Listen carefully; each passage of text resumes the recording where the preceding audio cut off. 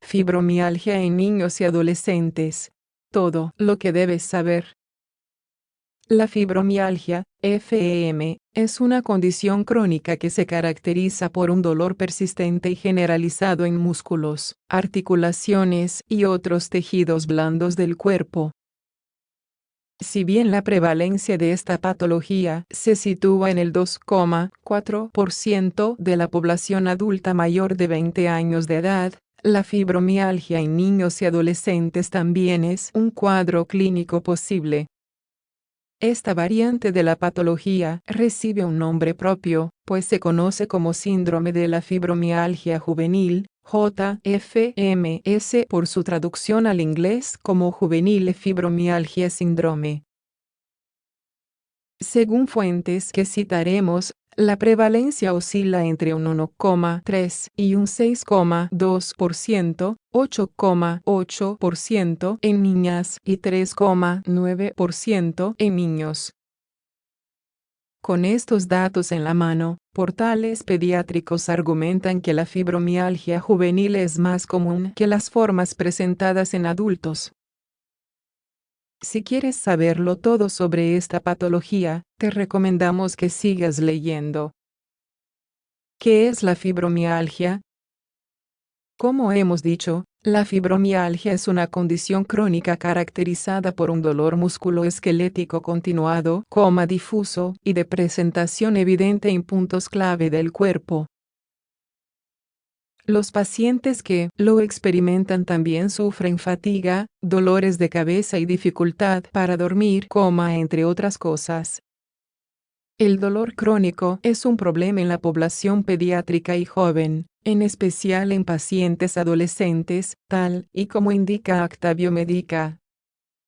Se estima que estas experiencias son sufridas por el 20-35% de los niños alrededor del mundo, y el malestar se puede dividir en tres formas. Nociceptivo. Está relacionado al daño de un tejido por traumatismos físicos o respuestas inflamatorias. El dolor es proporcional a la intensidad del estímulo. Neuropático. Está relacionado al daño de nervios centrales o periféricos.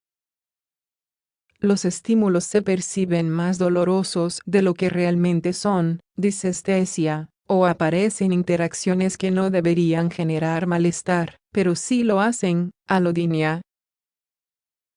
Centralizado. Puede estar causado por una disfunción en los centros cerebrales de dolor que amplifican o aumentan la respuesta a un estímulo desagradable. No hay un daño tisular o nervioso exacto. En la fibromialgia juvenil, nos movemos en terrenos neuropáticos y centralizados. El dolor musculoesquelético no se debe a una lesión o una inflamación, pero sí se sospecha que las funciones de los receptores presentes en el cerebro no se ejecutan de la forma adecuada, por motivos desconocidos. Síntomas de la fibromialgia en niños y adolescentes. En general, el niño presenta dolores difusos varios años antes del diagnóstico. Tal y como indica el portal pediátrico KidsEalt, el paciente se suele quejar de un dolor generalizado que no se encuentra en ninguna parte específica del cuerpo y que tiende a moverse y cambiar de lugar. El dolor se describe como difuso, profundo y continuo, con algunos periodos de exacerbación. Estos picos de malestar podrían deberse a factores exógenos como el estrés, el exceso de ejercicio o las infecciones virales. Los síntomas están en ambos planos corporales, por debajo y por encima de las caderas. Las cifras de los síntomas de la fibromialgia en niños. A pesar de que se conozca poco acerca de la causa de la patología, sí que se han registrado los síntomas de forma exacta. El portal médico HHS Public Access nos muestra los signos clínicos más comunes, según el porcentaje de pacientes que lo sufren. Los datos son los siguientes. Dolores musculoesqueléticos generalizados, 100%. Este es el signo más común y definitorio, pues lo padecen todos los pacientes juveniles con fibromialgia. El malestar debe estar por, al menos, 3 meses. Dolor de cabeza, 78%. Este malestar es de naturaleza idiopática, o sea, desconocida en su origen. Dificultad para dormir, 65%, especialmente preocupante en la edad pediátrica. Se ha observado que los niños presentan una tasa de absentismo estudiantil más alta debido a la fatiga e imposibilidad para descansar. Rigidez muscular a la hora de levantarse, 39%. La fibromialgia juvenil también se asocia con estrés, ansiedad, depresión y otras patologías emocionales, lo que podría favorecer las contracturas. Dolor abdominal y síntomas de intestino irritable, 20-30%. Hasta un 30% de los pacientes con fibromialgia también sufren problemas gástricos. Como puedes ver, la fibromialgia en niños y adolescentes suele ir acompañada de otros trastornos, tanto emocionales como físicos. Esta variante es muy parecida a la experimentada por los adultos, si bien la comorbilidad psicológica parece ser menos severa en jóvenes. Causas y factores de riesgo. Según la Clínica Mayo, la fibromialgia es una condición idiopática. Esto quiere decir que no se conoce su causa, aunque se estipulan factores desencadenantes de índole multifactorial. Se cree que el JFMS es producto de una predisposición genética y de la exposición a una serie de estresores ambientales.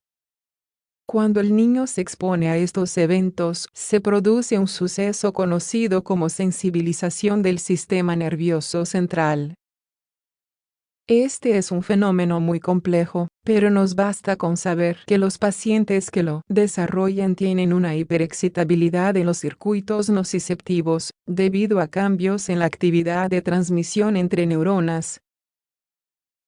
Esta sensibilización aumentada involucra a los receptores de estímulos, los neurotransmisores, los canales iónicos y las rutas de señalización. Como resultado, se perciben estímulos mínimos como dolorosos y alargados en el tiempo. También se observa una mayor actividad frente al dolor crónico en el sistema límbico y la corteza prefrontal del cerebro. Factores de riesgo. Además de todos estos datos, cabe destacar que no todas las personas presentan el mismo riesgo de desarrollar una fibromialgia. Entre los grupos más proclives al padecimiento destacamos los siguientes. Mujeres. El porcentaje de niñas con fibromialgia es de un 8,8%, mientras que los varones no supera una incidencia del 4%. No se conoce el motivo de esta diferencia. Tener familiares con fibromialgia. Un 25% de los familiares de los pacientes con la condición tienen algún tipo de dolor crónico. Existen ciertas mutaciones y polimorfismos genéticos que podrían asociarse a la fibromialgia. Presentar otras enfermedades que afecten al sistema locomotor. Pruebas de diagnóstico para la fibromialgia en niños y adolescentes. Tal y como indica la Corporación WEMD, solo es posible llegar al diagnóstico de la fibromialgia en niños y adolescentes tras descartar toda posible patología subyacente.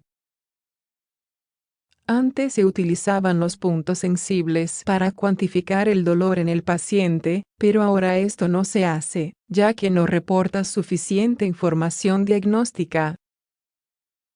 Más allá de lo difuso, la American College of Rheumatology establece los siguientes criterios para catalogar una fibromialgia juvenil. Dolor generalizado en al menos 4 de las 5 regiones corporales consultadas. Síntomas permanentes al mismo nivel de intensidad por, al menos, 3 meses. Un índice de dolor generalizado mayor a 7. Este valor se obtiene mediante criterios estandarizados. La existencia de una fibromialgia no desestima posibles patologías subyacentes. Si crees que tu hijo cumple todos estos signos estandarizados, es hora de acudir al médico. Existen muchas enfermedades que pueden provocar dolor osteomuscular, pero esta es especial debido a su cronicidad, su permanencia y la falta de mejoría a lo largo del tiempo. Tratamiento de la fibromialgia en niños y adolescentes. Los objetivos del tratamiento en los pacientes son permitir al infante manejar su dolor, restaurar la funcionalidad del enfermo, reducir la tasa de ausencia estudiantil, evitar el aislamiento social, fomentar la percepción de uno mismo y ayudarle a manejar su condición crónica. La revista Pediatría Integral y otras fuentes ya citadas nos muestran los mecanismos de abordaje para cada uno de estos frentes. Medicamentos. Los medicamentos no son la primera línea para tratar la fibromialgia, pero muchos de ellos pueden ser de utilidad en ciertos pacientes. Entre los fármacos más utilizados encontramos los siguientes. Antidepresivos. Algunos tipos de antidepresivos tricíclicos pueden ayudar al paciente a manejar su dolor, dormir mejor y combatir la fatiga crónica. Hay que tener en cuenta que el tratamiento es a largo plazo. Reductores del dolor. Algunos fármacos de venta libre, como el ibuprofeno o el naproxeno, pueden ayudar al niño a manejar el malestar. Si este es muy fuerte, el pediatra puede acudir a medicaciones más fuertes bajo prescripción y monitoreo, como el tramadol. Anticonvulsivos. Algunos anticonvulsivos recetados en pacientes con epilepsia ayudan a reducir los síntomas de la fibromialgia. Aún así, cabe destacar que estos frentes siguen bajo estudio. Ejercicio y estilo de vida. El ejercicio puede aumentar el malestar del niño al principio, pero poco a poco sus músculos se irán fortaleciendo y puede que el cuadro mejore. Un estilo de vida saludable es clave para gestionar la fibromialgia. Esto incluye horarios de descanso fijos, una dieta equilibrada, actividades que reduzcan el estrés y entretenimiento en cantidades adecuadas. Terapia psicológica. El hecho de presentar un dolor crónico se asocia a eventos psicológicos como depresión, estrés y ansiedad. Es recomendable que todo infante con fibromialgia acuda al psiquiatra y al psicólogo. La terapia cognitivo-conductual y otros enfoques le ayudarán a gestionar su dolor y sus emociones. Pronóstico de la enfermedad. Los síntomas de la fibromialgia en niños y adolescentes persisten a lo largo de la vida del paciente en el 70% de los casos. De todas formas, las fuentes científicas también argumentan que un tratamiento multidisciplinar a tiempo mejora el pronóstico. Cuanto antes se comience el abordaje, mejor. Por todas estas razones, te recomendamos que acudas al médico con tu hijo si notas que presenta dolores musculares crónicos y difusos extendidos en el tiempo. Aunque la fibromialgia no tenga cura, puede manejarse.